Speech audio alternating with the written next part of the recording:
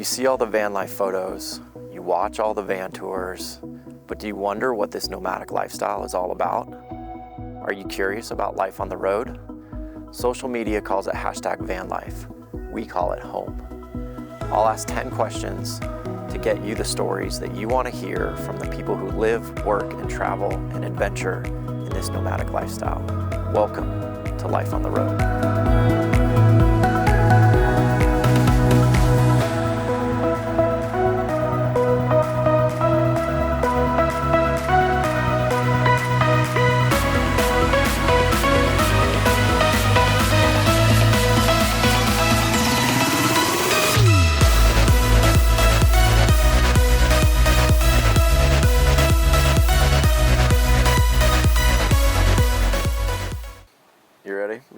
Yeah.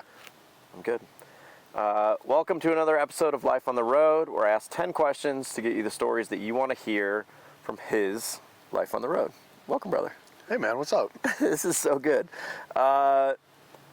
Nobody knows this but him and I, but now you're going to know. This is version 2 for us. We have tried this once before. I epically failed. Well, we were just saying that I was sick. Yes. So I'm glad we're doing it again. You were deathly ill. We tried it in Phoenix, Arizona, a ways back, and it didn't work out. Yeah. Camera died. You were deathly ill. Though it was a good conversation. It was a great conversation. I'm glad we get to redo this. You're feeling much better. Yeah, I'm going to put that on silent. I just realized it. I got my phone. Pro tip here. Yeah, my father. How's it going? Pro tip, YouTuber. put your phones on silent. Make sure mine is. It is. Yeah, it is. So we are at Colorado Tiny Fest here just outside of Denver.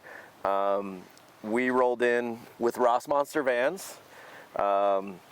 If you guys follow me at all, you know Rossmönster Vans built Althea. They're a great group out of Longmont, Colorado. Jarrod was flying in to come to the event. We got him hooked up with one of the rigs. He's staying in the Baja tonight, so we are shooting the episode in front of your rig. Yeah, in front of my rig for 3 days. Yeah. Exactly. I mean, I was thoroughly impressed when I drove it over here. Yeah. Yeah. So. And you know their shop, and you got to tour the shop today. I got to tour the shop, and I unfortunately didn't have my camera with me, so I wasn't able to tour it for my viewers. But yeah. Regardless, I got to see it. Yeah. Because I'd like to see that. But I'm going to show Rossmönster on my channel as well, and yep. I'm excited to show more of them because they deserve all the publicity they can get. Yeah, I mean, again, the rigs that they're building, obviously Althea, I love, and they did such a fantastic job of partnering. She's okay. Of partnering with me, partnering with my ideas and letting me be creative, and then kind of just guiding me through the process and turning out a pretty good product. And didn't they offer you something for your viewers? If anybody wanted a Rossmönster rig. This is true. Yeah, this is happening. If you are interested in a Rossmönster van, and you check, I believe it's Bearded 500 is your discount code. You can get $500 off a build with Rossmönster. That's pretty cool. It's pretty cool. I like it. Yeah. Yeah. Again, and they build a very quality product. I mean, 500 might not get you a long way, but it's worth it. It's fun. Yeah, it's fun. It's worth it. I mean, we're standing in front of the Baja, or going to shoot in front of the Baja. This is their truck camper rig. It's fantastic. I highly recommend going on the website. We'll drop the website here so you can see this rig. This is actually a rig you can rent. So if you're curious about van life, and we talk about it all the time, the idea of going out and testing stuff, come rent this rig. You can rent this exact rig and go tour around Colorado and check it out. So yeah. I usually like to tell people, if they're like, a lot of people know they want to do van life, yeah. But if they're like contemplating what kind of layout or yeah. material, yeah. like rent a rig or like go camp dry, yeah. You'll find out real quick what you want. Yeah, of course. Yeah. And you spent years kind of perfecting this. I mean, I did it in the interior design world, so the two go hand in hand. I mean, it's still space planning 101. So I kind of knew I hadn't stepped foot in a van before I built Althea. Wow. I only had looked at the Sprinter floor plan. I'd never stood in a van. So yeah, it's kind of a unique situation for sure. Hi. Hi. So as we always start the show, Tell us who you are, where you're from, and how long you've been on the road. Yeah, sorry guys. You don't do any cuts, do you? Mm-mm. So that happened. That all happened. That yeah, happened. of course. Welcome to van life. Just repeat your question. Tell where I'm from. Who you are, where you're from, and how long you've been on the road. Okay, so where I'm. My name is Jarrod Tocci. And shamelessly promote yourself. Oh, thank you. It's spelled like Jarrod, but Jarrodtocci. I run a YouTube channel that is my name. Ghost is what I started with. Ghost Van Tours. Ghost Van Tours. Ghost Van was my first van. Ghost Van 2, 3, 4, all of them have all been Ghost. And now I'm actually hopefully going to be starting Ghost Town. Yeah. Which is on my land. Yeah. I started my. What was the second part of that question? Where are you from? Where am I from? Yeah. Originally from Boston, Massachusetts, or the suburbs, safe suburbs of Boston, Massachusetts. I moved to Las Vegas after college. Then I moved to LA to pursue acting and stand-up comedy. And then that was, broken dreams. And then I got into van life, and I traveled not all over, but predominantly West Coast. Yeah. And then after van life, I went to part-time, and I went to Portland, Oregon, Bend, Oregon, Las Vegas, back to Portland, and then I moved back to my home around the Boston area to build out my tiny house, which I'm now moving to Maine. Yeah. Because I bought land up there. So we'll talk about the tiny house. we will, but for sure. I wanted people to know where I'm from. No, I love it. I absolutely love it. Yeah. How long would you say you've been on the road or nomadic? So I started my journey probably middle of 2016 when I started doing research. Okay. I actually saw a video from a wonderful girl. Oh my God, look at this Hi, cutie. dogs. Come here. We are doing it. It's all good. It's all good. It's all good. Don't worry. It's all good. I started my researching process. Researching process 2016. Okay. I watched a video of a girl. My God, I'm blanking. Were you? That's where I met you. Was her event? Oh, Barefoot Theory. Barefoot Theory, Kristen. Yes. Yeah, at Open Roads. Open Roads, and that was a full circle moment for me Yes. because that was the first video I saw of van life, and it was her van tour back in 2016, and my brother showed it to me, and she, it was like. My brother was like, "Hey man, you got to check out this video of a girl living in her van," and I laughed. Right. And I was like, "That's the stupidest thing ever, dude. Why would you live in a van?" That was my gut reaction as well. Yeah, My I'm friend like- introduced it to me, and I was like, "Hell no." Yeah. Hell no. I watched the video and I didn't cry like you couldn't see. Yeah. But I was crying on the inside. Yeah. Well, I he was was like, "You can design your own," and I was like, "Oh." And that's kind of what drew me to it. Yeah. All, was I went to school for architectural engineering, very similar to your background, and it's like.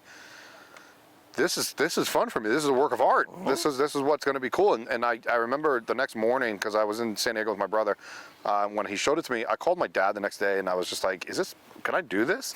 And he's like, yeah, dude, you're going to do it with me too, because you're going to screw it up, like typical dad stuff, right? Yeah, of course. Well, we're already rolling into question one. So Sorry. No, don't apologize. So, okay, so 20, would you say, when did you actually finish your first build and then start on the road? Okay, so I needed to. Was that 20, just give me the year. 2017. 2017. So you've been you've been nomadic in theory since basically for 7 years.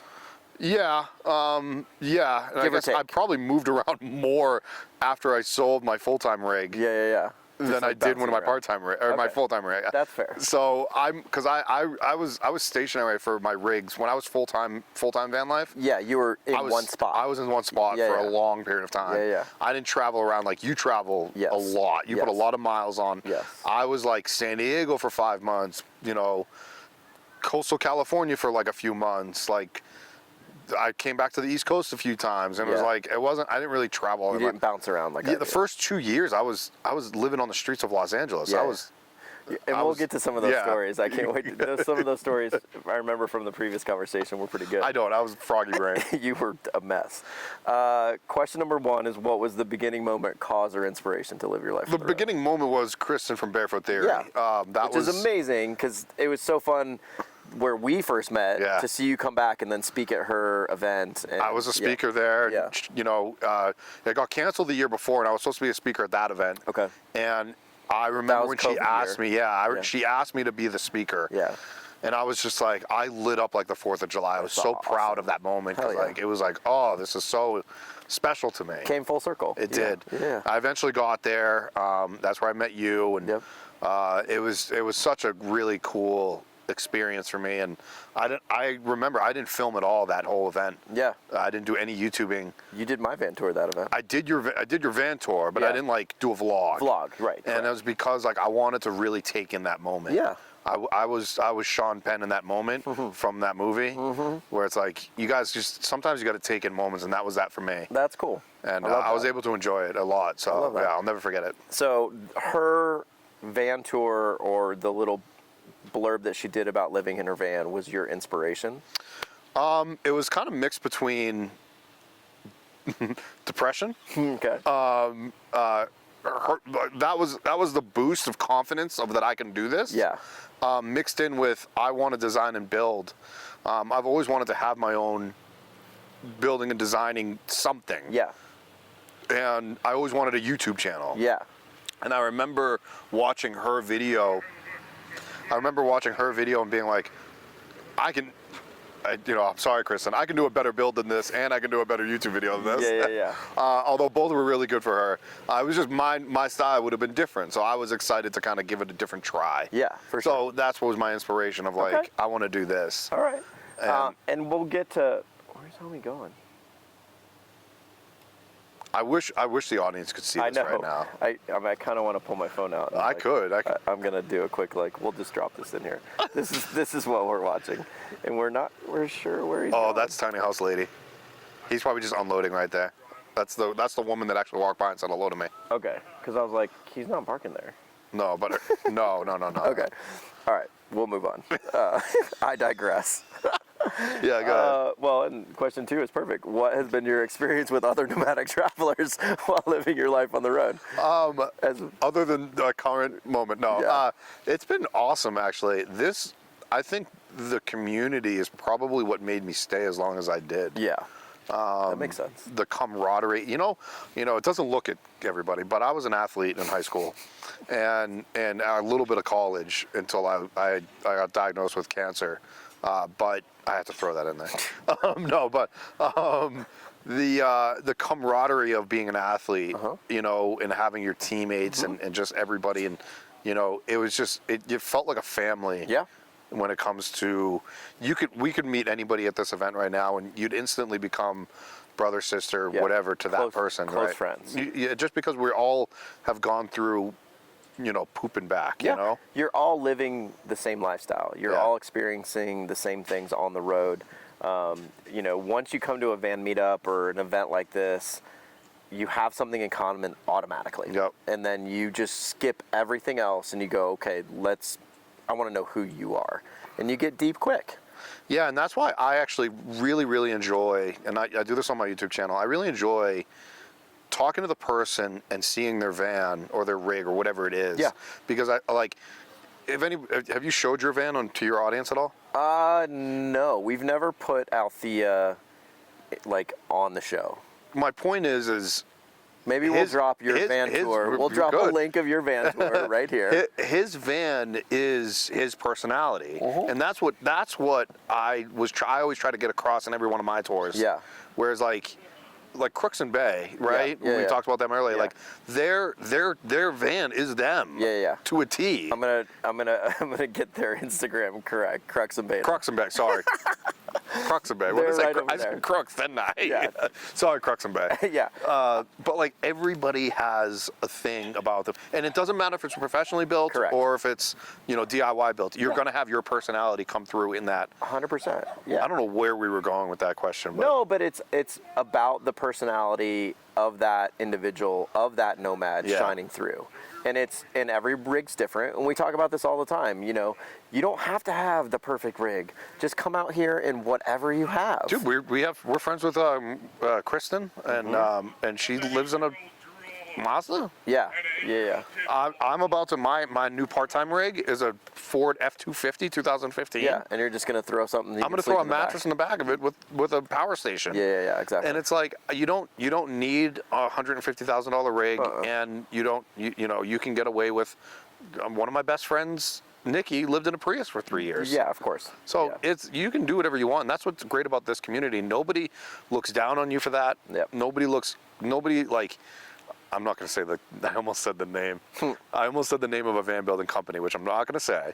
But except this van building company, they don't walk around with their poles up their behinds. Yeah. But that's the only thing I would say about the community. Like you were saying about the question 2 was about my interaction with other interaction nomads. with other nomads. There's just a very small. There's always bad eggs in a carton. Of course. Right. Yeah, I mean, actually, I think it's interesting. I kind of know where you're going with this.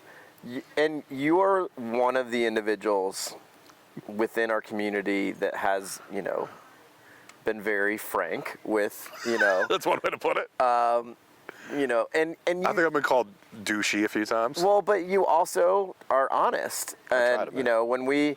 One of my favorite things with your channel and your Instagram is when you call out van builds that are poorly built that are asking too much money for their van. Honestly, I can't stand it. It breaks my heart. Yeah. It really does. Like, cause listen, like at the end of the day, I'm a consumer-based person. Yeah. I want to make sure that the customer's happy at the end of the day, because I come from customer service.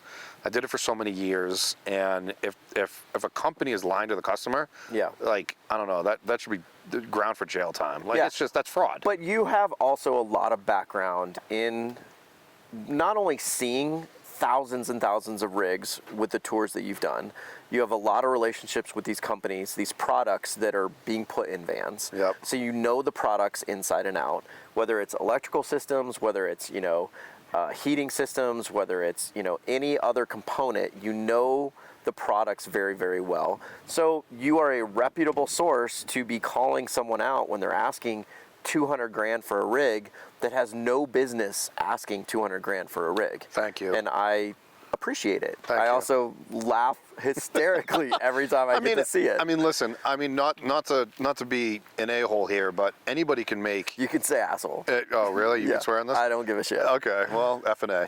I don't even swear there. Anybody can make a disaster look pretty, right? Anybody can make an aesthetically beautiful piece. Yes. Eye of the beholder. Yep. And I actually said this on my channel once. I called it lipstick on a pig. Of course. And that's a phrase. And somebody came after me with that phrase. They were like, "You're being offensive to pigs," and I'm like, "Really?" It's a common phrase. It's a common saying. I know, but you know what cancel culture is. Yeah. But anyways, I said that, and I'm like, a lot of these are lipstick on a pig builds. Yeah. And you got to be careful on kind of who you shop with and who you do business with, and you're spending that big money on that kind of stuff. But it's also just, doing your research in terms of like what the components are. Yeah. Like, if you, and again, we talk about it all the time, like you don't have to have a $150,000 rig to come out here. Like if you're looking in that $15,000 to $20,000 price range, $30,000 price range, there are rigs out there for that price range. Absolutely. And, you'll get maybe a little bit lesser electrical system in there. Maybe you're going to do it with a Jackery. Maybe you're going to do it with another portable box. Don't use Jackery. Well, I'm just kidding. Yeah, but maybe it'll have some, won't have a full electrical system, but you'll be able to put something into it. And that's fine. Yeah, exactly. But again, have an understanding of what's in the rig, what are the components in the rig, and again, I'm glad that you call out these rigs that, have... I got to get back to doing that. Have poor components in them that are asking asinine prices, because it hurts everybody in the community. Do you think I changed the market? And I don't want to sound conceited here. Do you think, because I've seen a lot of prices come down. I don't know if it's the I don't think it's just coming yeah, down. It's probably the market. I don't want to just say it's you. It's definitely not me. It's definitely not you. But It'd be cool if it was. It would be cool if it was. But I like the fact that you're calling out, because this has X, Y, Z, it should be this price. Yeah. And that's, again, that's the way it should be done. I don't like the fact that van builders or builders or somebody out there putting out a product that is nowhere near the level of quality that they're claiming it to be. Yeah. And that's, you go to a company like Rossmönster and you're going to get a quality product. You're going to pay for that quality product, but you're getting an A1 build. Well, I was going to say that on the flip side of everything we're saying, it's make sure, not make sure, but you have to understand that you're going to pay you're going to get what you pay for. Mm-hmm. So, if you do come across somebody that is a $200,000 rig, just ask the questions, and then you'll get to the answer if that is worth it. Because you should pay the people that are worth the $200,000. Correct. You should pay them that money because you're getting the quality components. Absolutely. that are in that rig. Absolutely. And if you're seeing components that you know are of lesser quality, and they're asking that high dollar price, there's something wrong there. Yeah. Like, it is lipstick on a pig at that point. Yep. Like, they'll make a shiny, pretty van, but all the internal components are not as up to a high quality. Kyle and I were just talking about, there's a phrase that goes around our community called the Instagram van. Yeah. And like, there's a lot of builders out there that build for Instagram. Sure. And it's like, really? Like, well, and again, it's sad. It's a nice shiny photograph. Take it from somebody who does photos for a living. Yeah. Like, I can make a van look very, very pretty, but if you get into the guts of it, and you get into the bones of it, and you get into the internals and actually the systems that are in it, and you're like, this is not a $200,000 van. This is not a $100,000 van. And you see a lot of people asking those prices. Yep. And it's unfortunate. It's sad. Yeah. So, question 3. What's been your biggest failure? What's been your biggest triumph? Just in van life? Yeah, or just living your life on the road. Yeah, living my life on the road. We could talk about the YouTube channel if you want to. That could apply to the YouTube channel. I definitely didn't think that I would be where I am today with my YouTube channel, so I guess that would be on the triumph side. The triumph side. Yeah. But I don't ever. It's hard for me to answer the triumph because I have such lofty goals for myself that I don't think I'll ever triumph whatever I'm trying to get. Okay. So. I just hit 250,000 subscribers on YouTube. Yeah, and I won't huge. be. Congratulations. Thank you. And I won't be happy until I hit 1 million. Yeah. And then 1 million comes, and I'm like, I won't be happy until I hit 10 million. Yeah. So it's like, when are you happy? When is that moment? When is my triumphal moment? Am I going to be proud of myself of 250? Yes. Yeah. Am I going to be proud of the first video I did? Yes. Of course. Am I going to? So there's a bunch of triumph moments that I have. I guess my biggest triumphal moment would probably be the leap of faith. Okay. Just starting. It's like just starting. Like that's really hard for a lot of people, and it was really hard for me. Yeah. And I think just reflecting back and understanding the risks that were involved and just everything in life, like it taught me so much. That one freaking I took back 7-8 years or whatever it was like, oh damn, like I can. I'll also add to that, and I'd be curious to hear what you think of this. For now, having somebody who'd started a YouTube show, and we've done 30 episodes, I actually find it to be triumphant in a way that I'm continuing. I'm staying consistent. So like, thinking about as long as you've been doing YouTube, the fact that you've actually stayed with it and kept going and kept doing what you're doing and drowning out all the noise and all the people there are those days. There's I know you have those days, trust me. But like going through that and staying with it, I think that is a huge triumph. Thank you. And 30 episodes, that's a lot. You're doing one a week. I'm doing one a week. In October of 2019, I made a very harsh decision on myself to really focus on YouTube. Okay. And I had a talk with 3 individuals that were very close to me. And I buckled down and I decided to do 2 videos a week plus a live stream. Wow. And I haven't let off the gas since. Yeah. There have been weeks here, whatever it is, where I miss a video, or like I only put out one video, or during my building process, I'm building a tiny house right now. It's really hard for me to do a live stream. 100%. So I haven't been doing live streams as much as I want, but I love to interact with my audience. Obviously, not all 250 are going to watch it, but it's nice to just interact with those people. Sure. It's nice to do that kind of stuff. So I guess the YouTube in general could be the triumphal moment, but. About being on the road. What about your failure? Biggest failure is probably YouTube. I actually love it. That's a great answer. I'm trying to think of like a failure. Yeah. And honestly, I measure my success in anything in life due to my failures, because of course. we don't succeed until we fail. Yeah. And I sound so cliche, right? No, Like, but and it's funny, like how most people answer this question is they go through all their failures and they're like, huh, those are kind of my biggest triumphs. that's Like exactly what it is. Yeah. And, you know, we wouldn't be where we are today without these failures. Yeah. Like, you know what? My biggest failure is probably like, Would you say comedy? Because I know you know what? I start- built my first rig to do comedy. Okay. To do stand up. To go to shows. To go to shows. Yeah, That's actually great. Thank you. Wow, this guy. I remember. He remembers. Well, I remember our conversation. You don't remember shit of our I conversation. don't remember that. Is that what I said? I think one of them was comedy. Yeah. Okay, so man, my goodness. So my first van, I was a very struggling stand-up comic, and this was in LA. this was in Los Angeles, Yeah. and I remember, and I was also auditioning for roles after roles. Okay. Not booking anything. Yeah. And maybe because I look like this. And, you know, I was auditioning in Santa Monica one day and Hollywood the next and Yeah. San Fernando Valley the next. And Yeah. if anybody knows LA, horrendous for traffic. Traffic's terrible. Yeah. So I was like, well, if I can build this van, I can sleep in Santa Monica. Yeah, the night I before. can sleep in Woodland Hills. It'd I be can good. sleep in Hollywood. And I was like, if I have an audition, and it did work for a little while. That's I still awesome. did it, but I guess that would be a great failure. Where I was like, and then my intention was to go to all these comedy clubs, but then you know, life got in the way. Yeah. I ran out of money. Yeah, I yeah. had to make a living. Yeah. I had to hold down 2 jobs. Yeah. It But was- that continued or pushed you into other avenues, you know, which pushed you into YouTube down the road. It took me. I moved into my van June, like first week of June, I'll say, 2017. Yeah.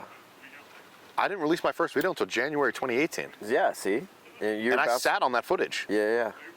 And my first video I posted hit 1 million views in 3 months. That's insane. That's crazy. I posted it at like 2 o'clock in the morning because I was working an overnight position. Am I moving into another question? I might No, be. you might. But we'll get there. It's okay. Yeah, I posted it at like 2 o'clock in the morning because it was in honor to my brother. I wanted to start a YouTube channel and you know, he sent me a Gary V video. Gary Vaynerchuk, and it was a video of just like him screaming at his team, being like, "Just do it, fucking do it!" Yeah, and just put it out there. Yeah, like, and then I was like, "All right," and it was like December 28th. He sent it to me, That's crazy. and I was like, "Well, in honor to my brother Jeff, I'm gonna release put my this first out. video on his birthday, which was January 2nd." So January 2nd, 2018 was the first video I posted, Hell yeah, I love that. and then I failed at comedy. I'm gonna look at the camera real fast. Make sure it's because- still recording? Make sure it's still recording, which we are. Considering this is our issue the last time we had this problem. We so- were on question like 7 or 8. Though. Yeah, we were pretty deep for sure. Question. pissed. You were so I was pissed. so pissed because the shot was so good and the conversation was so good, even Yeah. though you have no fucking idea what we talked about. Like I it was really good. don't. I And don't. also, you also said you normally prep your people. Yes. And you didn't You prep me didn't get any intentionally. of the questions. I didn't. And I still don't remember them. It's fine. Question 4 is: did you start your life on the road as a single person? What is it like living on the road as a single person? Did I start my life as a single person? Yes. Am I still single? Yes. There you go. Yeah. How is it being single on the road?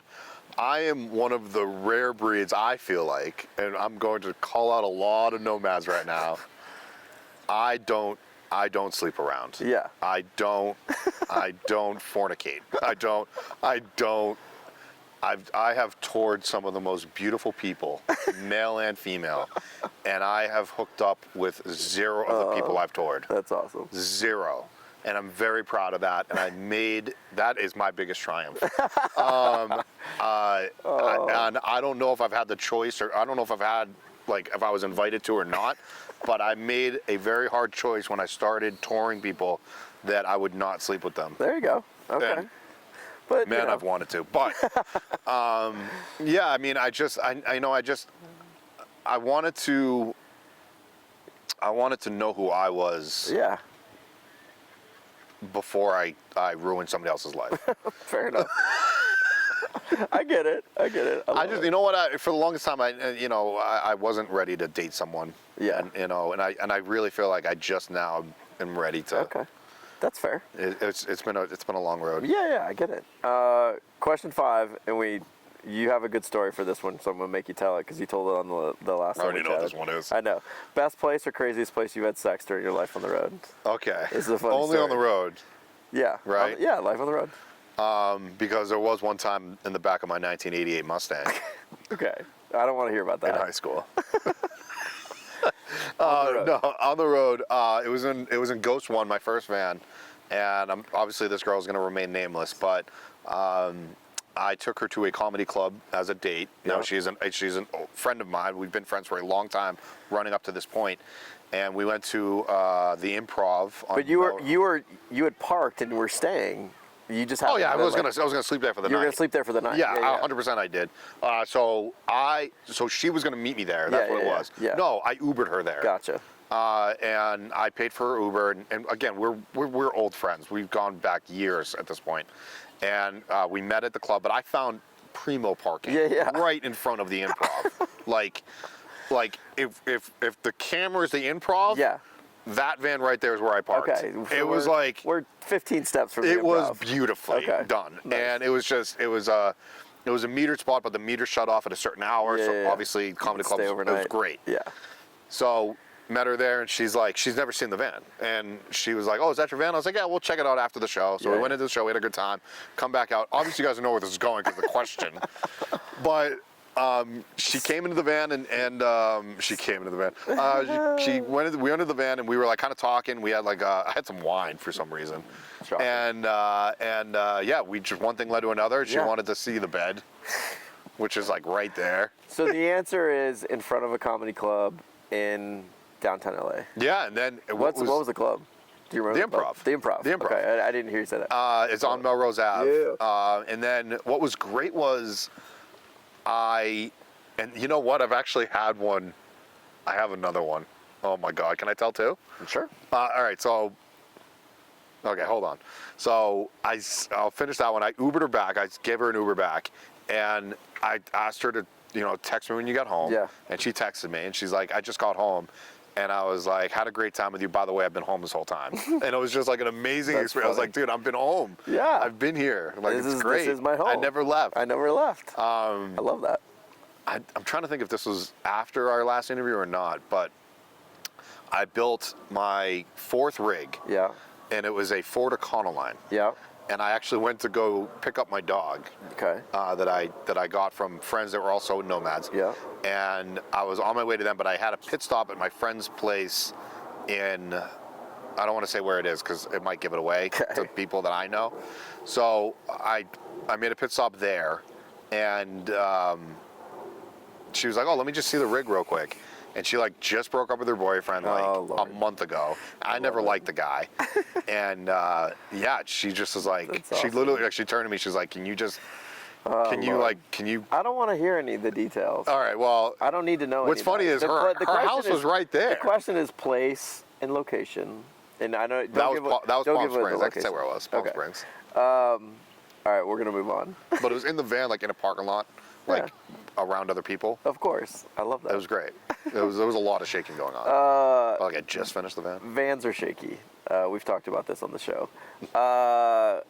Question 6 is how do you? Yeah, imagine in front of Melrose Ave, in front of Improv. In front of the Improv is pretty great. It was great. How do you make money while living your life on the road? So I fell like feet pics. Mostly on Feet Finder. No, I didn't try, but I should try. Yeah. I make a full-time living off of YouTube. Mm-hmm. I'm very thankful for that. I'm very grateful for it. Worked hard for it, but I started making a living from that in 2019. Okay. I was making enough I want to say it was about 20 to 22 months after I started my YouTube channel. Can I ask you how many subscribers you had when you felt like you were making, quote unquote, enough to have a full-time living? Yeah, it was. My best like, guesstimate was around 50. Okay, 50,000. 50,000. That was a guesstimate. Yeah. Was that mainly from ad revenue from YouTube, or were you getting sponsored deals from other companies? I didn't start making. This is going to blow some people's minds. I didn't start making good sponsored content money until 2022. Okay. So just last year. And there have been people that have really cashed in on the whole sponsorship thing. Yeah. And I hate to say this, but like a lot of people have screwed up deals with brands, what I'm trying to do. Yeah. Because not because they undervalue themselves, is because they overvalue themselves. Correct. And then the brand's like, we're not going to work with any more people. Yeah. This person over here screwed us. Yeah. And I'm like, I'm not them. Yeah. I will do a better job. Yeah. And then, but a lot of brands also don't see my creative vision compared to others. I'm not a fluff filmmaker. Sure. You know, no pun intended with porn there. But no, like, but you go watch the van tour that you gave me at Open Roads, and it's you one-handed POV. Yeah. You know, and it's raw. It's raw. It's not like, and again, it's edited. You know, you do edits, you shoot B-roll. Yeah. But it's raw. Like the interview you gave was you holding a camera, you know, flipping it around, Yep. showing me, but showing you, and being POV, kind of quick and dirty, and it's great. It's an interview. It's like you know, it was actually, and I don't want to compare myself to this person, but it's very Daniel Mack-ish, even though I did it way before him. Sure. But you know, he does the same thing. Yep. He just does it in 60 seconds, and I do it over 20 minutes. Yeah, exactly. And I have nothing against short form content. I think it's great. I think it's entertaining, but that's what it is, entertaining. Yeah. I do the tours I try to mix entertainment with education. You learning something. Educational Yes, exactly. is more important to me than and I like to entertain them. Well, and I honestly think it's why your channel's so successful and has been for so long, is because, and it's honestly, when I started thinking about Althea and creating the floor plan for her, I watched every van tour you made, just because I was like, I'm learning something. Right. Like Thank you. I'm seeing the insides of rigs that I need to see. I'm seeing the components that I need to see. I'm learning about the specs. I'm learning about the layouts. I'm learning about the individuals along the way. But it's honestly why I created this show, because then I'm like, once you Yeah. get done with the van and you start on the road, it's like, well, fuck, now what? You know? Exactly. So, and that's what a lot of people have said that to me, like, oh, that's why your channel's dying. My channel's not dying. no. But they're like, oh, that's why your channel's dying, because van life is over. First of all, van life ain't going anywhere. Van life's not going anywhere. And second off, what is in my opinion, and I'm asking you now, what is the natural progression of van life? I don't think it's a progression. I think it's a slow growth going forward. Okay, what is a slow growth going forward? Like, pretty much what I'm doing now is what I'm trying to get at. Yeah. No, and again, I think there is always going to be an opportunity to shoot a tour, quote unquote, right? Like, Yeah. I think there's always going to be new rigs coming into the community. Absolutely. Like, there's always going to be opportunities to create an interview, to learn about someone's life on the road. I think those things are going to always be there. Mm-hmm. So I don't think it is the exponential growth that happened during the pandemic. That was kind of an anomaly. It was an anomaly. And, Yeah. And here's the other thing. If you're going to compare me to like the tours that I do, and I just don't do tours, I do vlogs. But if you're going to compare my tours to another like tour channel, Yeah. which I'm friends with all of them, I know them. Yeah. And I don't like one of them, but I leave that alone. But if you're going to compare me to them, they do great work. Yeah. And we just all do it a little differently. But Correct. I don't know where I was going with that. I'm going to be 100% honest with you guys. Oh, I mean, honestly, I think it's your channel is just very unique to yourself at the end of the day. And I think your vlogs are great because you cover wide ranges of topics. I do a lot of random stuff. You have very random stuff, which I think is good. I mean, it's a lot of like, I'm doing a vlog here at the event. Yep. I'll do a lot of my stuff recently has been my tiny house because That's what you're building. that's what I'm doing. Yeah, exactly. And so my vlog is my life. Yes. And if somebody wants to, live vicariously through me, then great. If somebody wants to learn something from me, Yeah. great. Yeah. I don't do tutorials. I don't do how-tos. Yeah. I don't feel like I'm professional enough to do that. Yeah. I could maybe do one about a river table. It's what's so funny, and sometimes it's my gripe on Instagram, is the tutorials and the how-tos and the do this and the 5 best things. And then they're wrong. Well, it's not even that they're wrong. I don't even care if they're wrong or right. I also just kind of go, you've lived on the road for 6 months and you're giving a tutorial. Like, I've been on the road for a year and I don't feel qualified to like give a tutorial on what to do. Now, I agree. have lived in Althea enough with the components that I selected and the things that I have picked to now know my system inside and out, to where I give recommendations about what I know. So that is something I can do. Yeah. And if you're talking about something like that, okay. If you're talking about your own rig and your own systems and your own things, which you do with your tiny house, which I think is amazing, because but this is something you're intimately you do every day and you know inside and out. I'm also building my tiny super different than we're at a tiny house festival. Yes. There's 10 tiny houses around us. Yeah. 12, 15. Yeah, 15, 20. So all of these tiny houses, and not to put myself on a pedestal or anybody here on a pedestal, is super different than the ones here. For sure. Mine is way different. Mine is built like a large scale van. Yeah, 100%. Because I use all low voltage. Where all of these builders. That big giant white countertop looks really similar to that countertop. I believe it's the same material. It is the same material. Is yours Corian? Corian. Yeah. I love it. But that's the thing. I know building. I know material. Yeah. You know building material. For sure. Not that these other builders out here don't, but you'll see a lot of butcher block because it's the easiest and cheapest. Yep. You know, I spent $1,900 on my damn countertops. Yeah, exactly. Like I have 12 feet plus another 4, so yeah, I've got 16 feet of counter. Yeah. In a 24-foot tiny house. Yeah, it's awesome. Stupid. No, it's amazing. It's great. I love it. I love it too. So let's talk about the rigs here for a little bit. What was your rigs? Oh wait, going back to I'm sorry, I don't mean to cut you off. No. How I make money on the road. Yeah.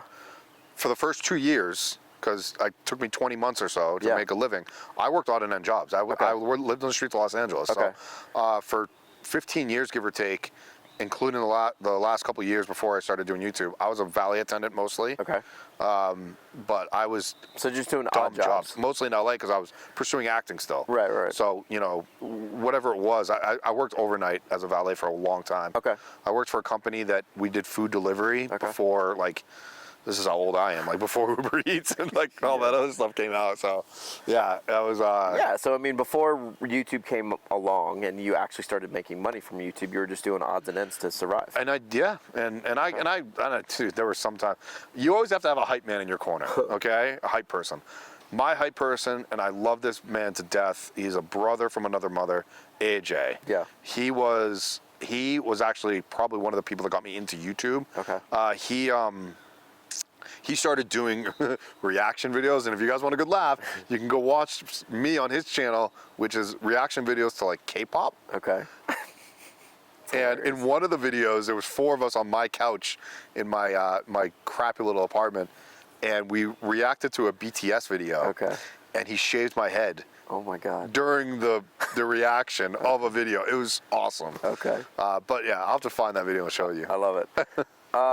Question 7 is, what is your vehicle, who built it, and why did you choose it to experience your life on the road? I'll go through them quickly. First one was 2017 Ram ProMaster because of what I could afford at the time. Okay. I built all of them. Yep. My father helped me on the first one. Yep.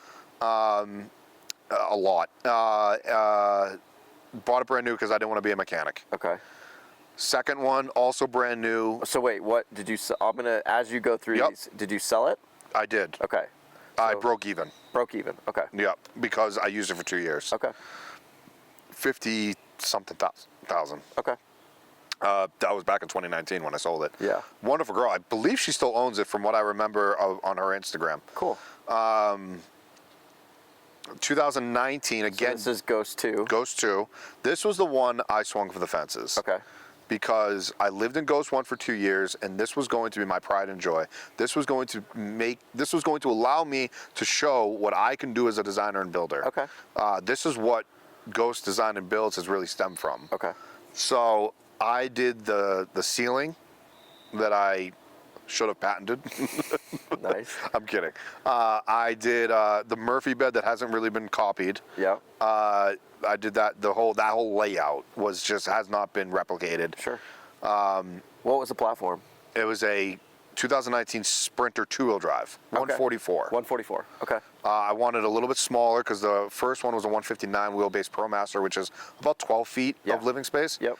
10 and a half feet of living space on a 144. Yep. And a lot deeper curves on the walls. Yeah. That's why a lot of people go with ProMasters, because they're so boxy and square. Yes. Yeah. I think they're harder to build in though. They're a lot more interior volume in Yeah. a ProMaster than a Sprinter. But you think they're harder to build? I personally think because of the cavities of the different depths. There's the B pillar in the ProMaster. It sticks out way too much, and you have to either go around it or you have to make it work somehow. It's just more room for insulation. Yeah. It's kind of a pain. Okay. That I call that one a DIY assist build, Okay. which is where I did most of the building, but the electrical system was done by Tiny Watt Solar. Okay. And he did a wonderful gift to me. He gave me the walkable solar panel. That's awesome. The floor heating or the whole heating apparatus was Van Life Tech. Okay. Also installed by them. Awesome company. Yep. Actually, Anthony, that guy right over there, he put my cruise and comfort in. Okay. Nice. That was nice of him. But so yeah, dude, this thing was the works. Okay. I sold it cheap. Okay. It is the only van I know of that is appreciated in value. That's awesome. So Ghost 3, that was Ghost 2. Yep, Ghost 3 was. When did you? How long did you have it? Did you sell it right after? Was that one that you were just like? I had that one for. I traveled in that one the most. That one was great. I lived on the beaches of San Diego with that one. Okay. That was a little over a year and a half. So it was about 21 months. Okay. So we're about. I took that one to Canada. Are we in 2020? We're in 2020 now. Okay. I sold it about 5 months into the pandemic. Okay. So now we're Ghost 3. Ghost 3, Didn't you go the opposite direction? I got a Jeep Overlander. Yeah. Okay, Yeah. So Jeep Gladiator, put a rooftop tent on it, built this monstrosity out the back. Okay. And then I moved to Bend, Oregon, or I built it in Bend, Oregon, excuse me. Then I moved to Vegas to go back into comedy. Okay. Another failure. Okay. And I realized as soon as I got to Vegas why I A, left that city in the first place, and B, why I left comedy. Okay, fair Because enough. it's such a cutthroat place. Yeah, it's hard. I disassembled, technically I did the gutted van. Okay. So the gutted was right after Ghost 3. Okay. And then gutted, I took my rig apart, sold my Jeep, lost money on that. Okay. Bought a 2005 Ford Econoline. Okay, so this is Ghost 4. Ghost 4. Yeah, Ghost 4. I remember this one. Yep. Yeah. Ghost 4 was awesome. 2005 Ford Econoline. Low roof. Low roof. Yep. Like my daily driver. Yep. I was depressed, and I'll never have said this ever on my YouTube channel, my vlogs, anywhere. First time ever I was suicidal. Okay. And luckily I have good people in my corner. Yeah. I moved up to Portland. Yep. And I built that rig out in like 10, 11 weeks. Okay. By myself, because the internet was saying I didn't know how to build. So I was like, yeah, watch this. So I built that. It was a badass rig. I love that rig. Yeah. I made a little bit of money on it because I flipped it pretty quickly. Yeah. I took it on one road trip, had sex with that girl, and then came back. That was a super dope rig. I love that rig. Didn't something happen to that rig? Okay, it got stolen. Tell me this. Tell stolen in the the middle. Tell the stolen story. Okay. I was living in an apartment in Portland, which, at the time was not very good. Still isn't very good. 2021. 2021, I believe. Right at 2021. Yeah. And I was living in a nice area of Portland. Yeah. It was the Pearl District. Okay. I know where that is. Right on the water. Yep. And I saved up a lot of money at this point. I wanted to. Yeah. I'm becoming Living who a I nice- was, bougie, yeah. right? Yeah. So nothing wrong with it. So, I could see my truck, my van, where I was living. Okay. One morning I woke up and I was on the phone and I look outside and I didn't see my van. Gone. It was like 8 o'clock in the morning, and I ran downstairs and I was like to the people that worked there, and I was like, hey, did you guys tow any vehicles out of the lot today? And they're like, no. Yeah. So I was like, well, my van got stolen. That was the first immediate reaction was van got stolen. Jeez. So then I called it into the police. They took a few hours to come out because they're doing their job. Yeah. Nothing wrong with it. They called me out. It's now like noon. Okay. I'm making a report with the officer in the front of the building. Yep. And he's asked me a description of it, and I'm barely into the build. Okay. Cut the windows in, put the solar panel on. Yeah. And I'm explaining all that to him. Yeah. And I'm like, it looks kind of like that van over there. And it was my van driving past me. Shut up. Yeah. Driving past me and the police officer. Now, everybody, I put this on YouTube. Everybody was like, why didn't the cop do anything? First of all, he did. Okay. He was parked across the street because there was no parking where we were. Okay. And so he couldn't get to his car in time. Yeah. He's not going to shoot the tires out No, because it's not a out movie. in public. Yeah, exactly. We're not bad boys. And I'm not like, I'm nobody special. Like, nobody, like, it's not a big deal. Awesome. So he did what he's supposed to do, and he Called radioed it in. Yeah, exactly. And there were no plates on. He took the plates off. Yeah. And he gave the description to a T as he's on the radio. Yeah. And it was not found. But, it wasn't? was. Okay. But not in that moment. Okay. So. Wow, they didn't find it in that moment. I'm so No, I surprised. thought they were. Yeah. And I freaked out. I was like ready to jump in front of the car. And I started running, and the cop's like, stop. Like, he's like, you're going to hurt yourself. And I'm like, That's I want my my fucking van. But super nice guy. That's awesome. So, oh man. So yeah, what happened? How'd they find it? I got a call on Christmas Eve. Wait, how much longer? 8 days 8 went days. by. Eight days total. Jesus. Okay. I wrote it off. I was like, I'm done. Yeah, you're done with I'm this. done with this. Yeah. I was planning on doing a school bus build. Okay. So I got a call Christmas Eve. This is like 7, 8 o'clock in the morning. Now, very luckily, because of my social media status, Yeah. I was able to share it to a bunch of platforms. Yeah. And all of my friends shared it to their Pushed it platform. out. Yes. Yeah. So social media found it. Yeah. Shout out to the nomadic community. Yeah. Or social media. at the end Social of the media day. in general. So Yeah. I get a call Christmas Eve from the sergeant. Okay. He calls me up and he's like, hey, I'm the sergeant of blah, blah, blah, Portland Police, blah, blah, blah. And I pretty much was like, fuck you. Hung up.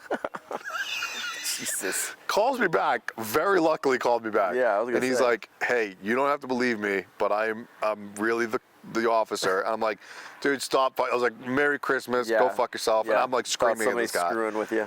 I hung up again on him. Okay. Jesus God. Calls me again. He goes, listen, I'm going to tow it and you're going to have to pay for it. Okay. We're giving you a common courtesy at this point. Wow. Come and get it. Wow. I go, where are you? And it was like a 5-minute Uber ride. That's amazing. Went down there. I verified that it was mine. I'm about to open the doors. I realize it's like 7:30, 8 o'clock in the morning, Christmas Eve. I'm like, guys, there could be somebody in there. Right? So I like stood behind a pillar. Yeah. They opened it. Nobody was in there. There was a bunch of crap in there. Oh yeah. But did they like steal anything?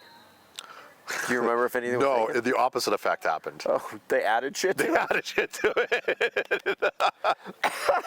You're like, shit, No. now I have to put this shit somewhere. You know what? I have to trash it. I actually tried to, because it was right around Christmas. They were using my van to rip off people's packages on the front porch. Oh, Jesus. So I didn't. I either donated a lot of the stuff, Okay. or because there was stuff that I obviously couldn't use. Yeah. I did keep one thing. My dog that I already was born, but I couldn't pick her up yet. Yeah. There was a Pendleton bed in there. Oh, that's funny.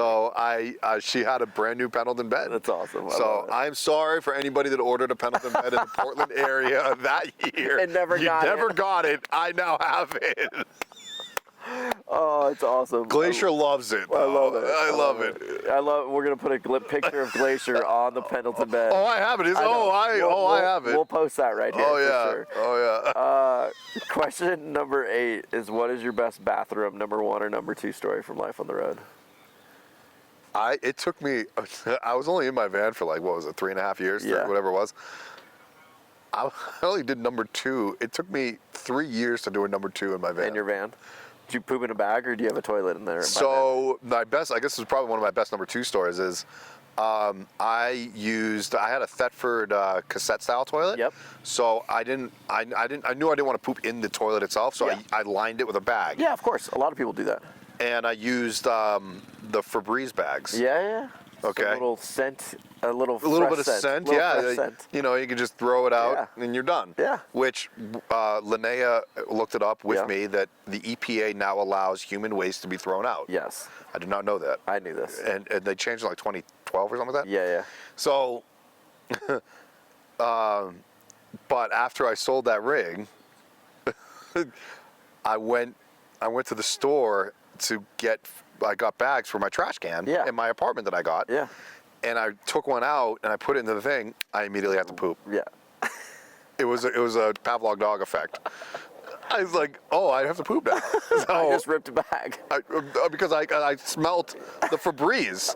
I smelt the Febreze, and I was like, it triggered that I had to poop. That's hilarious. And I've told that story before. I love it. I'm not going to say who said this, but there was another prominent van lifer that had the same story I did. That's so funny. I love it.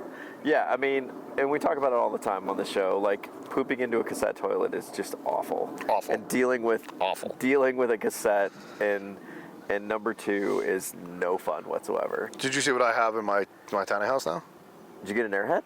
No, I You got the dry flush. You went to the I have a dry flush, but I bought that at the beginning. I just got something else. What'd you get? Incinerator. Okay. It makes sense in your tiny home. In a tiny house, it does. In a van, there's too much power drawn in a van, it doesn't work. Yeah. Unless it's propane in a van. Yeah, that could work. But yeah. Who wants propane in a van? Get a composting toilet and call it a day. I hate composting. I love it. I mean, I think Ogo is a new one. Airhead, Well, I love Airhead. I love Airhead. It's probably the best. Yeah. Airhead's probably the best in the market, but Ogo is apparently pretty damn good. I don't know that one. I'll have to look it up. And Kyle over here, go check out his. He's got a nice one too. We just saw that. Yeah, this morning. It's pretty. That's a composting? It is. Interesting. Yeah. I will definitely go check that out. I did not know that. Question number 9 is, what is the happiest moments? What is the hardest moments living your life on the road? Happiest moments and hardest moments. Hardest moments is saying goodbye to anybody. Yep. I mean, I'm sure people have said that before. They have, yeah. I mean, it's a common thing that happens in our community. Like, we go and see each other for a short period of time. You hang out, you get really close. You spend these epic moments with these people, and then all of a sudden, everybody's going to go their separate ways. And that's a hard thing to do. This is, and then my happy moment is kind of weird. Okay. Because it's piggybacking off of that. Okay. Because my full-time van life experience was years ago. Sure.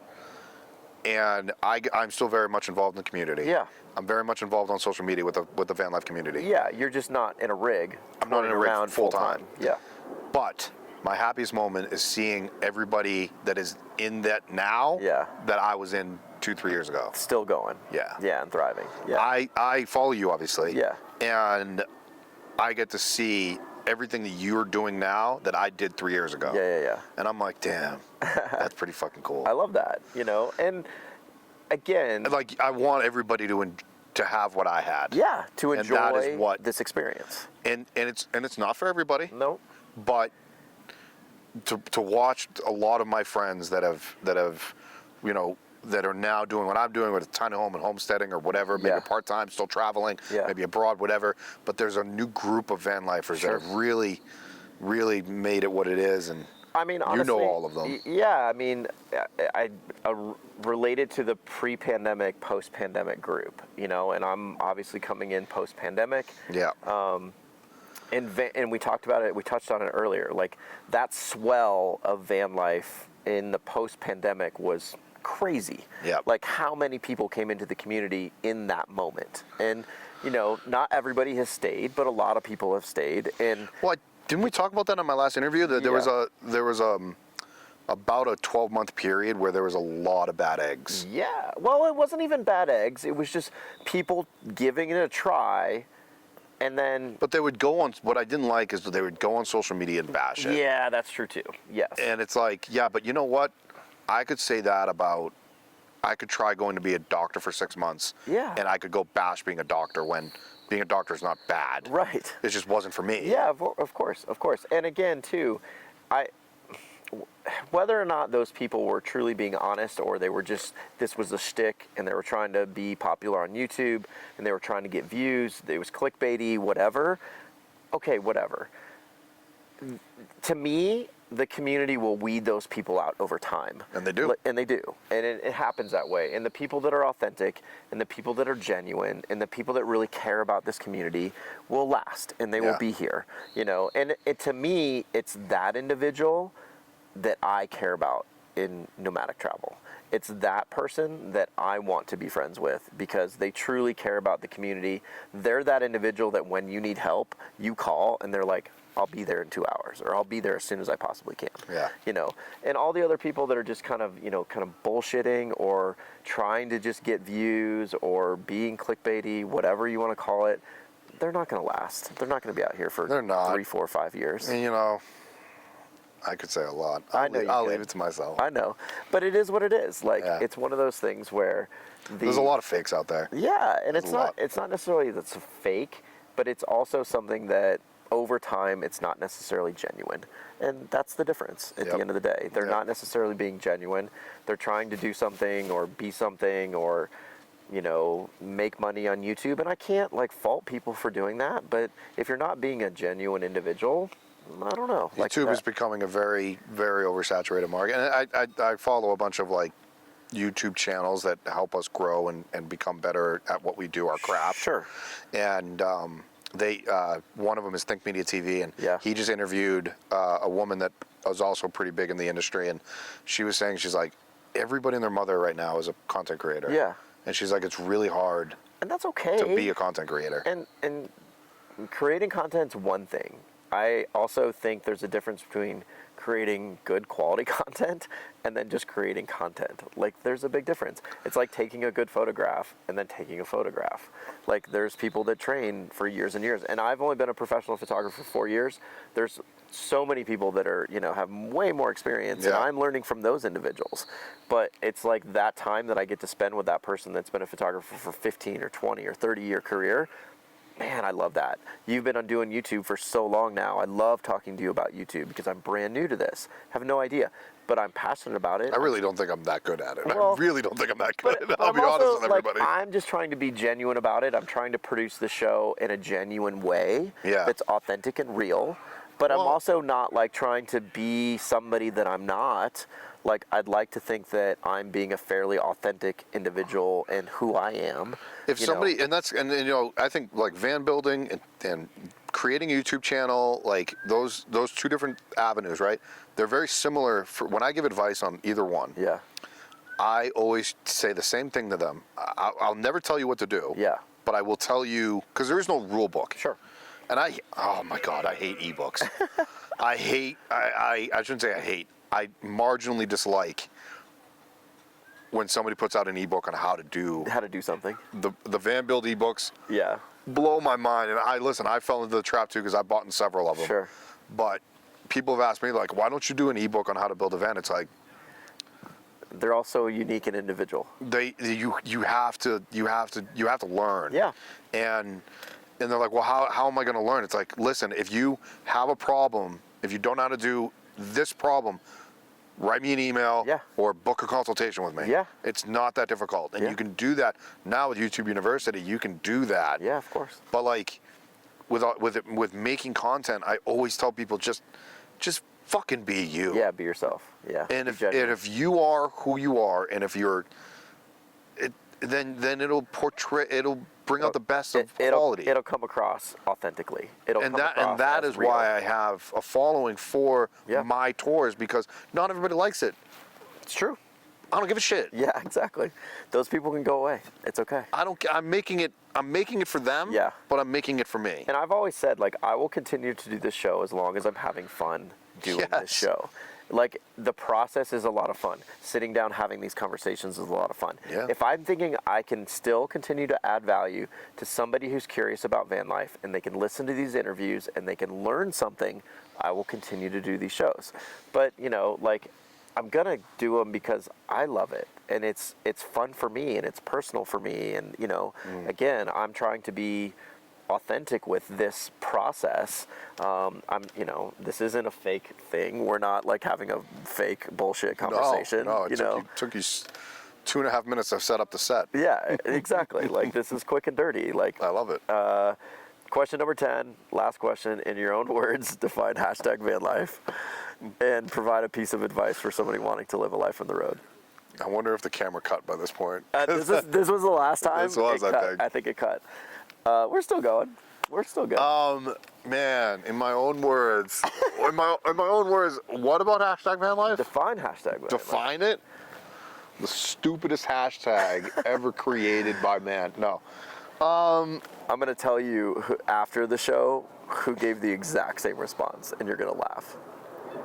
I probably won't, because I'll probably agree with that person. No, I know you will, but you'll laugh who it is. Okay. Okay.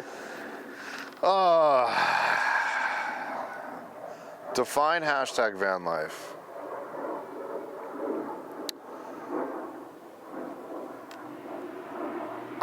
When I write, like when I rant, on a comment or something, Yeah. I won't put the hashtag van life. I'll put van life in quotations. Yeah. So I'm going to try to go off of that. Sure. And let's try to start from there. Okay.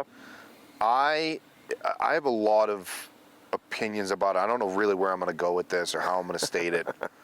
I wish people, I wish, how the fuck do I say this? Like, I want people to enjoy life. Yeah. And I want people to get into this lifestyle. And here's the thing. All right, I'm going to back up. See, I knew I was going to fuck this up. I knew this question would be hard for you. Hashtag van life, I feel like, or van life in general, Yeah. I feel like is a term better suited for nomad. Correct. Or I don't like the word like gypsy. I don't like that. I don't think we should call that gypsy. No. But nomad Yeah. or traveler Yep. or just adventure seeker Yes. or that is what van life is to me. Correct. Whereas in like it's anybody that wants to have this lifestyle. And you can put any like definition you want on it as in that group. Yeah. So when I say I'm part of the van life community, I don't have to be in a fucking rig. No. I am very much involved in the van life community. Correct. And I just got real pissed off just right then. But because I'm more van life than a lot of people Correct. that are in it for the last year. Yes. But I look at like van life, hashtag van life, as tiny living. Yeah. Of course. Tiny. I look at it as container home living. Correct. I look at it as off-grid living. Correct. I look at it as everything under that umbrella. So Correct. I really look at hashtag van life as an umbrella. That's why I always call the community the nomadic community. I don't call it, it's not van life. Van life was the term that, got used on Instagram to show the popularity of living in a rig at the end of the day. It doesn't even come close to describing what nomadic and the nomadic community is all about. What nomadic life and the nomadic community is all about. I agree. Like, if you were to type in hashtag van life right now on Instagram, you will get the most glorified version of what living in a rig looks like. Yeah, and that's I get asked by some of my friends of like, are you ever going to go back to full time? Sure. And I never say never. I'm just laughing Are at they the Starlink. leaving? Did you see the Starlink? Yeah, I see it. They should take that down. Though. Yes, they should. That's not good, guys. Somebody's driving right now with their a non-mobile A Starlink. non-mobile Starlink up. Yeah. Don't do that. Please don't do that. Yeah. It's an expensive piece of equipment. Exactly. Before we got distracted, where was I? I'm sorry. Friends have talked to you about van I'm life. going to go back to it, Going and I never say never, but I will never go back to full-time van life. Okay. Because, man, is it nice having a home. Yeah. No, I can. Listen, I love coming to these shows. I love Yeah. camping for an extended amount of time. Like I could live out of this, or I could live out of this easily for a long time. You can live out of this thing for a long time. But I also don't have that kind of money. Yeah. But shit, man, I'm looking around right now behind the camera, and I see my buddy's got an ambulance over here, big bus. Yeah, there's a big full-size bus. Before my tiny house, I was going to do a school bus build. Yeah. And then I realized how much mechanical issues those have. So Yeah, for sure. I didn't want to. It's really hard. My point is, it's really hard to do van life. It is, and again, I'm so glad you said that because it's one of those things that, again, it's why I started the show. I don't want people to look at hashtag van life on Instagram and think that's what our lives are like. Yeah. They need to understand that this life is really difficult. It's really hard. Now, we want you to come out and enjoy this life because we think there's value in what we do and how we wouldn't live. put on festivals and shows like this if we didn't. Correct. And we love this community. Somebody doing donuts. Somebody's doing donuts up there for sure. You probably can't hear it, but we can see the smoke. My phone is ringing. Somebody's ripping donuts up there. We love this community. We want people to come and be a part of this community, but I want people to understand that it's not easy. This is a hard life. It is hard, but it's so much fun. But it's a reward. The benefits are so much greater than the hard moments that you go through. It's just a really different type of living, and it's a hard type of living. I had a friend once tell me that he had to poop on a rug once. I mean, and roll it up and throw it away. yeah. It happens, It guys. happens. It But, happens. I mean, there's lots of those moments, but at the same time, You poop on rugs a I lot? haven't pooped on a rug yet. I can say I have not done that. Thank you. Shout out Airhead composting toilet. I don't have to poop on my rugs. But I get it. Like, you know, there's a million. Well, there you go. Even with compost and toilets, you got to clean up your shit, guys. You do. I mean, I have to change it every, 2-3 months. I have to clean up my, compost. Except incinerators. Whatever. But yeah, I get it. Like, it's one of those things where it's hashtag van life's not necessarily our life. And Well, so that aspect of hashtag van life, Yeah. I'm all about. I'm Yeah. all about, guys, we are a community. Yeah. This is what we do.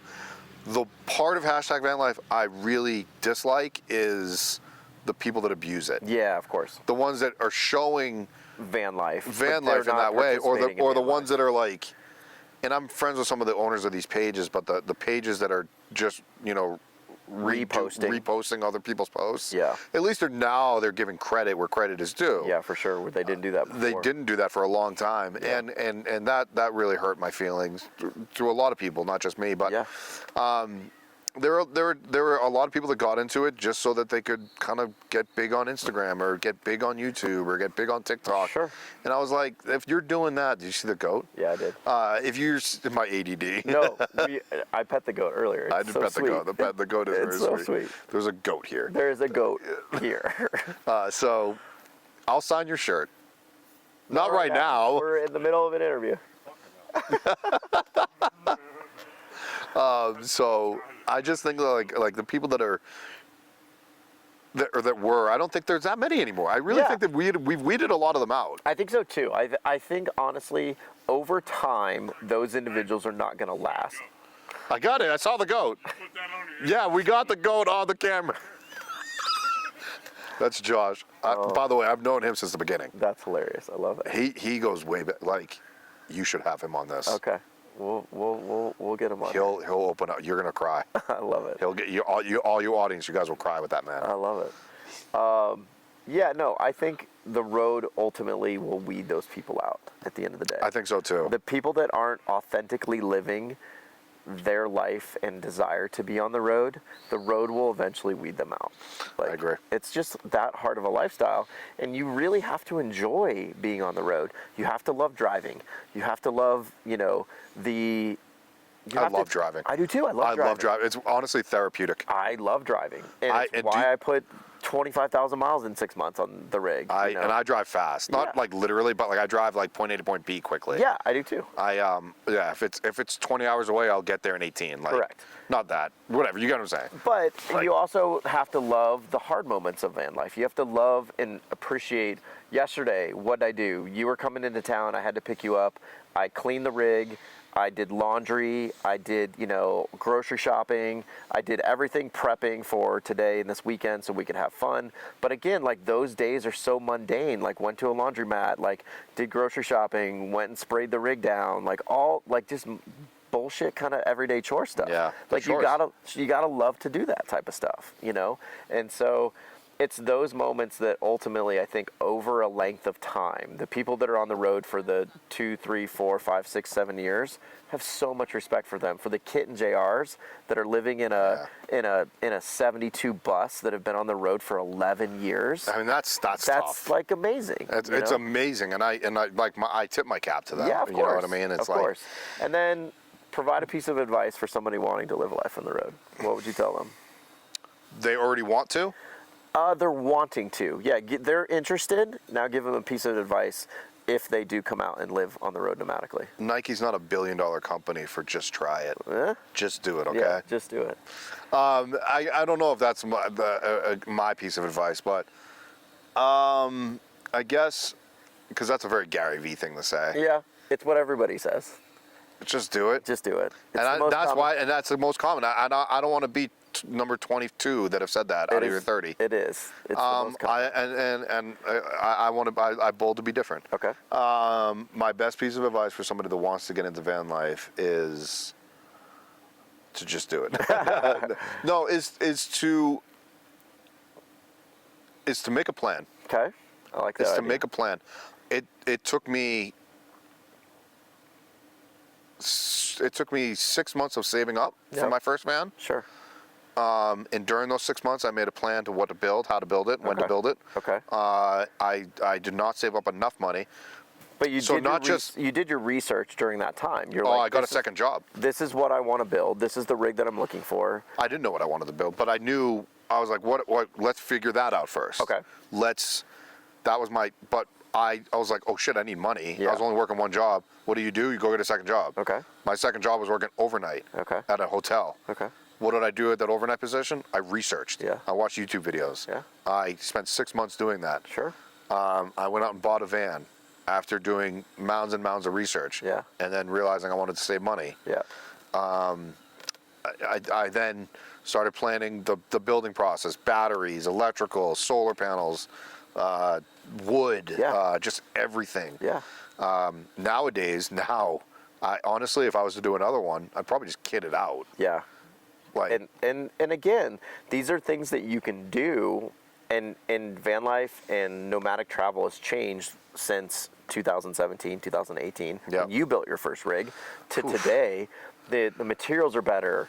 The lithium wasn't a components- thing. Yeah. Like it was, but it wasn't a thing. The components are better. The batteries are better. The electrical's better. Like everything has improved. So do your research at the end of the day. Yeah, and you know, every category has a subcategory. Sure. So it's like, I want to have XYZ batteries. Well, learn the batteries, because there's lithiums and then there's lithiums. Yeah. Like, Yeah. you know, and then certain lithium batteries work with certain other components, and it's like, Yep. if that stuff gives you a headache, then hire somebody to do it. But if you're going to hire somebody to do that, make sure that they do it right. Yeah, the person that you're hiring knows what they're doing. Right. Exactly. Right. There's a lot of people that make a lot of mistakes out there. So I guess a plan, like plan and execution, is probably Yeah. my best piece of advice. Yeah, I love it. And just, you know, make sure you do it not right, and also I guess my last bit of advice would be, how do I word this? But like, it's okay to fail. I love that. That's great advice.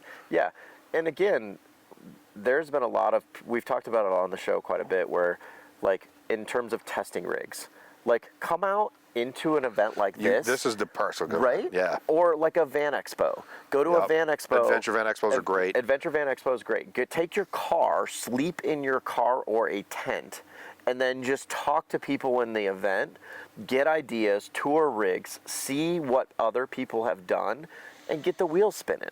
I also love to tell people that when they buy their van, they've already purchased it, they already have it. Yeah. Take the van out empty. Yeah. Camping it empty. Yeah. You will quickly know what you where want. you want everything. 100%. I love that idea. Oh my God. Yeah. It will change. Take some tape with you. Yes. Start taping stuff on the floor. Go by yourself. Go with your partner, whoever you're going to be with. Take a notebook with you. Start jotting down ideas, but sleep in it in a sleeping bag, Yep. in a mattress. Mattress, sleeping bag, Yeah. doesn't matter. Yeah. I did in my first two rigs, I slept in them both empty for a month. Yeah, it's awesome. A month. I love that. As a tin can. Well, that's what I said. Like, most people don't know this about my rig, is I never stepped foot in a Sprinter until Althea was delivered. Wow. So when I drew the floor plan and gave it to Rossmönster, I never stepped foot in it because I never saw the delivery. So until the build started, I never had stepped foot in a Sprinter. Wow. But I had the full layout done. I had every component selected, and they built it to the square inch that I drew it. But I had never stood in a Sprinter. That's crazy to me. That's crazy. Yeah. You got balls, but. Well, I don't know. I see space in 3D, whatever. Yeah. I figured it out. But those are your 10 questions, man. Yeah, that hurt. That was, at least you feel better and you remember this conversation now. And honestly, what better place to do it than here? This is beautiful Colorado. We're in a gorgeous spot in Colorado. We're surrounded by these amazing people. We're here for this event this weekend, and This is going to be a good event this It's weekend. going to be a blast. Yeah, I think the general public comes tomorrow, and yeah, I think it's going to be a lot of fun. So. And what I love about these is it's not just vans. Yeah. There's adventure rigs. There's buses. Yep. There's teardrops. Yep, A lot teardrop of right pull over there. behind. Just whatever reason, I'm having issues with this specific camera. So I don't even know how the fuck we want to end this.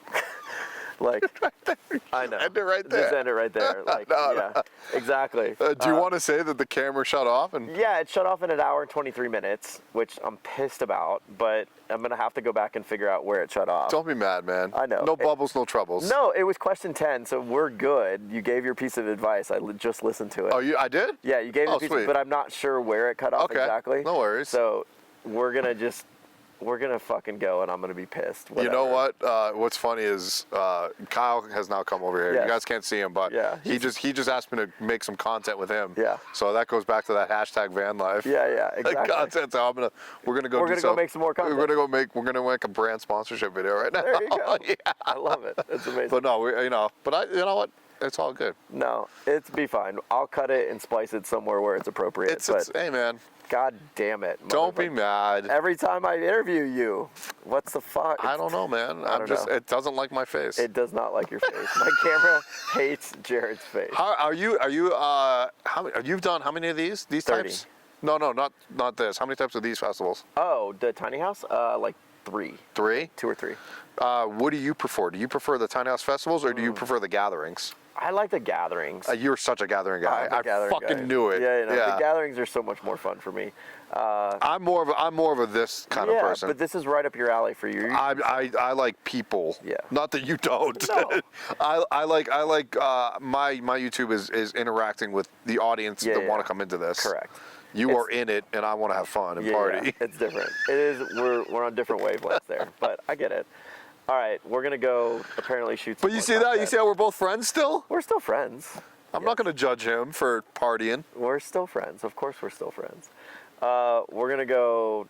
I'm gonna go eat. You guys go shoot content, and I'm gonna eat something. What the fuck happened with this camera? Don't be upset. I'm not upset. All right. Just watch the stuff back. Make sure we got it all. Like and subscribe to the channel, and we'll see you on the next episode. Later. Bye.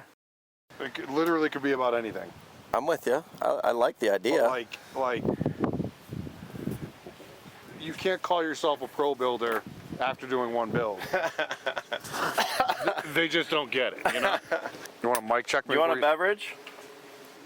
I was gonna say Juneshine is fine, but because I don't want to get super fucked up, but No.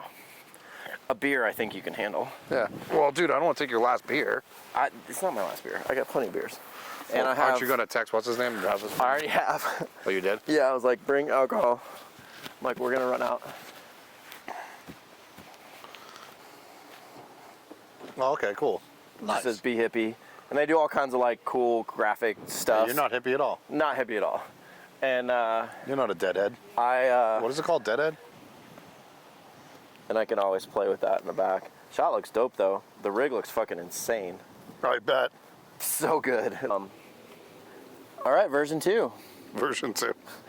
I've had to do a few version 2s recently. Fuck. Fuck. Fuck, he says. Fuck.